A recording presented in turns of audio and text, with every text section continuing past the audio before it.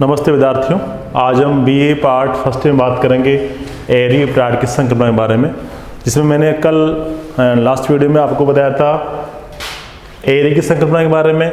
सिद्धांत क्या था इसका, किस प्रकार पृथ्वी पर जो भी स्थल मंडल जो भूआकृतियाँ हैं किस प्रकार बैलेंस बना के रखती है, किस प्रकार संतुलित अवस्था में रहती है, उसके बारे में बात। कल एरी के बारे में विचार दोनों की आज अपन संकल्पना के बारे में बात करते हैं। जो डायग्राम संबंधित मैंने आपको समझा रहा हूँ जो इस प्रकार से हैं। एरी और प्राड की संकल्पना में ये था कि एरी ने कहा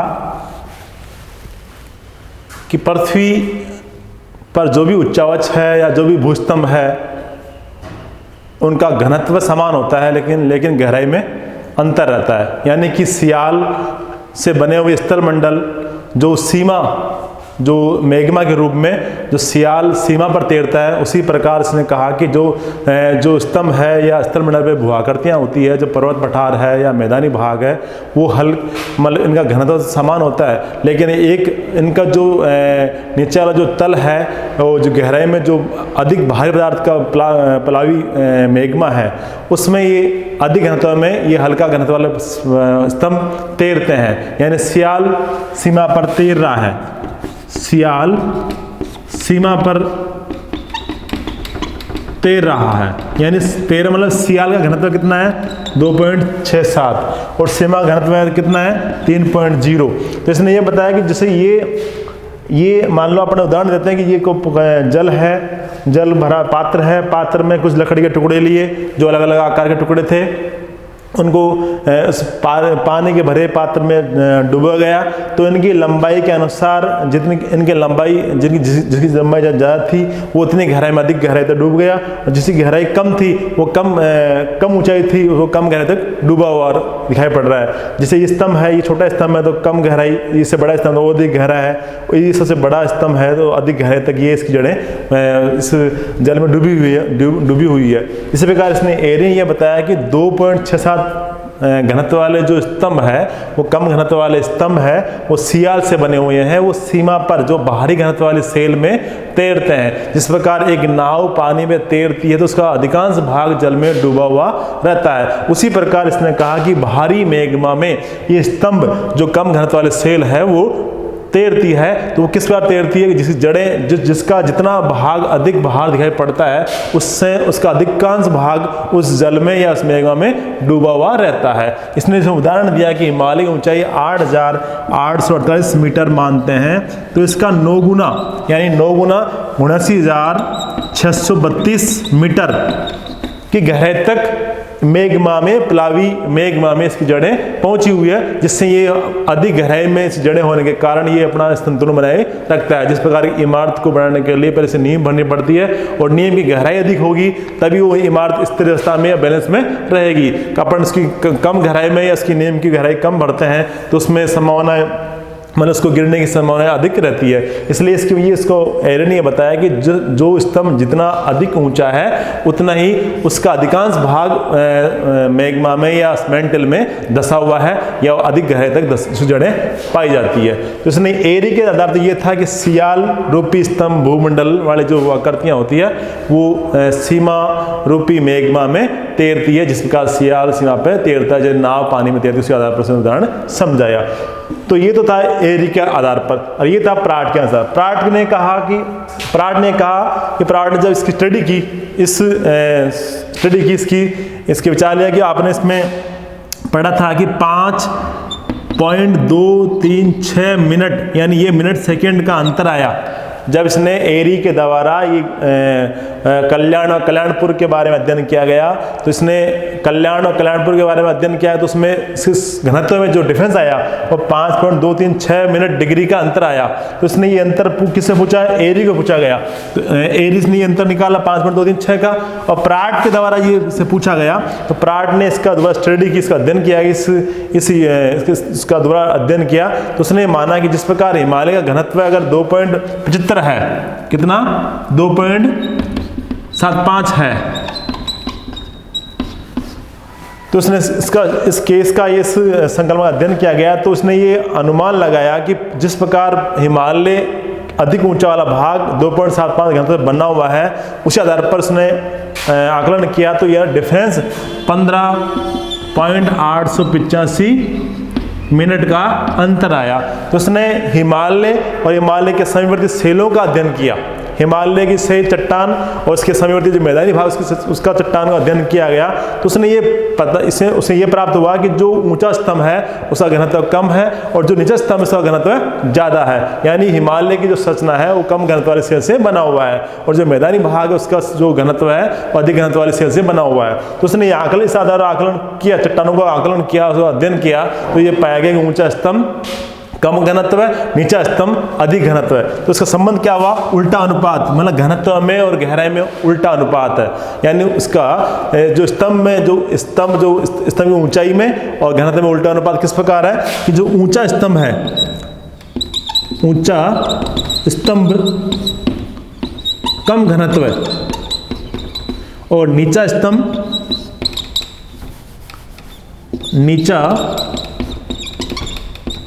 स्तंभ अधिक घनत्व है,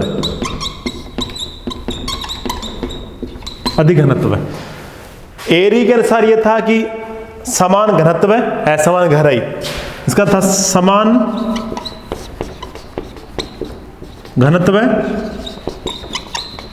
असमान गहराई। सिद्धांत यह था कि समान यानी सबका घनत्व समान, इन सबका सेल का घनत्व 2.67 है। ऐसा घनत्व कितना है? 2.67 है, इसका घनत्व 3.0 है।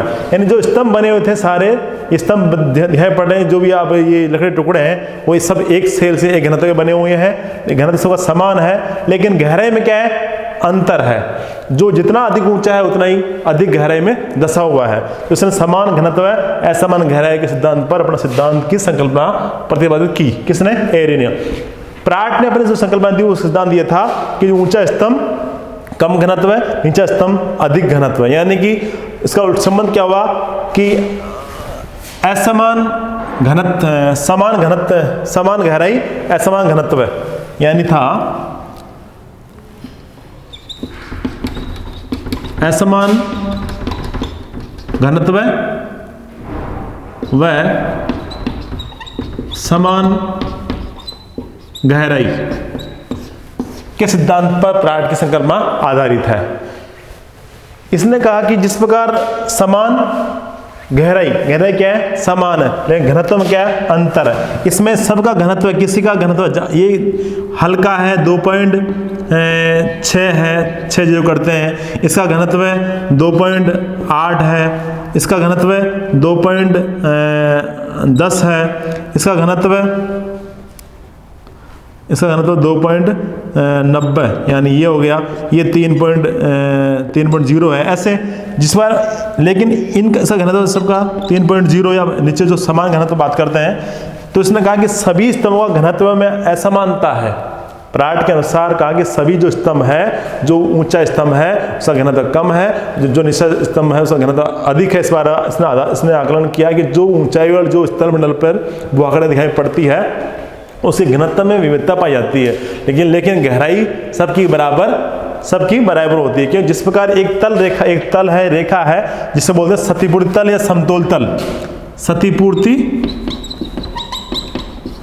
तल या समतोल तल। एक रेखा के सारे सभी स्तंभों का भार या वजन दबाव बराबर पड़ता है, लेकिन इन स्तंभों का घनत्व में अंतर है। इसने बताया कि एक उदाहरण दिया कि ए और बी दो स्तंभ है, ए और बी दो स्तंभ है, लाइन ऑफ कंपेंसेशन। ये लाइन एक रेखा है जिसके सहारे इन दोनों का भार या दबाव बराबर पड़ता है, लेकिन ये बराबर कब रहे? जब दोनों स्तंभों का घनत्व में अंतर है। ये स्ट्रक्चर अधिक ऊंचा है, स्ट्रक्चर कम ऊंचा है, लेकिन एक रेखा के सारे स्थिर अवस्था में बराबर भार कब डालते हैं? क्योंकि ये हल्का है किससे? बी से, या बी ए से अधिक भारी है।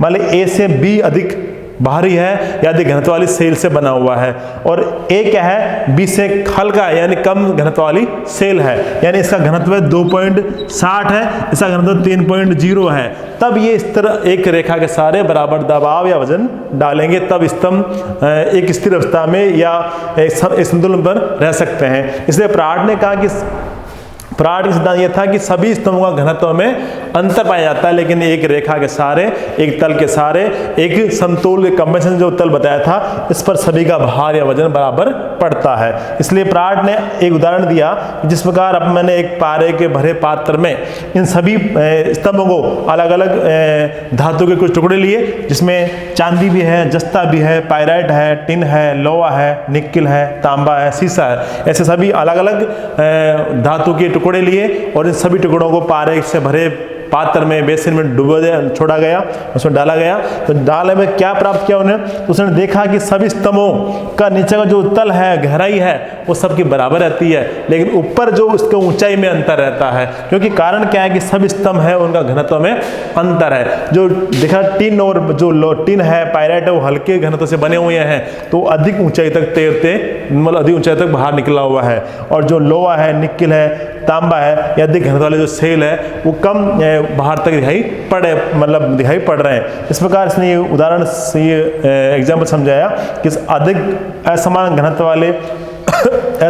वाले जो स्तंभ होते हैं वो एक समान गहराई तक व्याप्त रहते हैं, एक समान गहराई तक एक दबाव डालते हैं, और ऊपर जो स्ट्रक्चर दिखाई पड़ते हैं, स्तंभ दिखाई पड़ते हैं, उनकी ऊंचाई में अंतर पाया जाता है। इसलिए सिद्धांत इस आधारित है कि ऊंचा स्तंभ कम घनत्व है, नीचा स्तंभ अधिक घनत्व है। इसलिए इसने उदाहरण ये कहा कि हिमालय का घनत्व पठारों से कम होता है, पठारों का घनत्व मैदानों से कम होता है, और मैदानों का घनत्व सागर तली से कम होता है। जिस प्रकार इन सभी स्तंभों का भार एक रेखा के सहारे बराबर पड़ता है। इसलिए इनका सिद्धांत ये प्रस्तुत करता है कि स्तंभों का घनत्व में अंतर पाया जाता है और एक रेखा या सत्यपूर्ण तल पर सबका भार बराबर पड़ता है। इसलिए हमने दोनों के बारे में, एरी प्राट के बारे में, आज संक्रमण के बारे में बात की, जिसमें ये सिद्धांत था संतुलन के सिद्धांत में, समस्थिति सिद्धांत में बात कर रहे कि इन सभी स्तंभों का वजन, भार, रेखा, प्रसार किस प्रकार बने रहते हैं। इनमें जब कभी किसी कारण से अंतर या दबाव या घनत्व में अंतर आता है,